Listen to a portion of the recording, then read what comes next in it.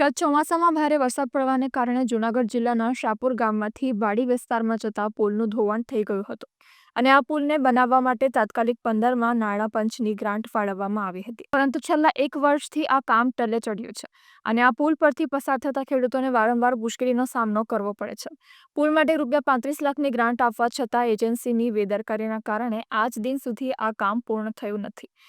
જ્યારે ખેડૂતોએ વાડીએ જવા માટે અવરજવર કરવા માટે એક જ રસ્તો છે, પરંતુ આ પુલ તૂટી જતા હાલ ખેડૂતોની ડાયવર્ઝનમાંથી પસાર થઈને જવું પડે છે. અધૂરું કામ છે. અનેક વખત રજૂઆત કરી, જનરલ બોર્ડમાં પણ રજૂઆત કરી અને છતાં પણ કાર્યપાલક જવાબ નથી દેતા.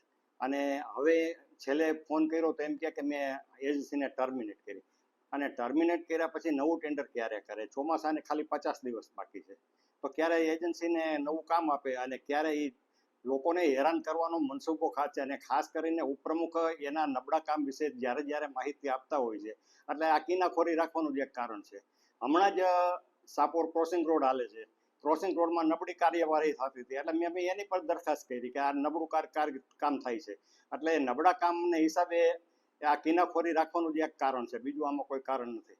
તો બીજી તરફ આ મુદ્દો જિલ્લા પંચાયતના જનરલ વોર્ડમાં પણ ઉઠાવવામાં આવ્યો હતો. જ્યાં બજેટ ફાળવાયું છે ત્યાં કામ સમયસર થવું જોઈએ. કાર્યક્ષમ અને જવાબદાર એજન્સીઓને તક આપવામાં આવવી જોઈએ.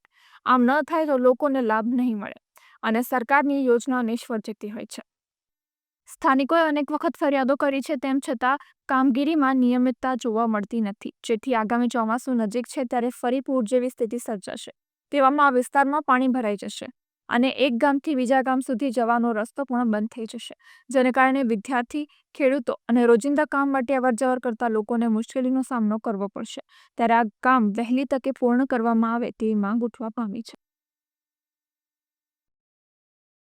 શાપુર ગામે જે કામ ચાલતું હતું 15માં નાણાં પંચ અંતર્ગત, એમાં એજન્સી દ્વારા જે ડિલે થયું હતું એ બાબતે થઈને એજન્સીને કરાર રદ કરવામાં આવેલ છે અને બાકી રિમેનિંગ વર્કનું ડીટીપી અમે બનાવીને સત્વરે કામ પૂર્ણ કરીશું.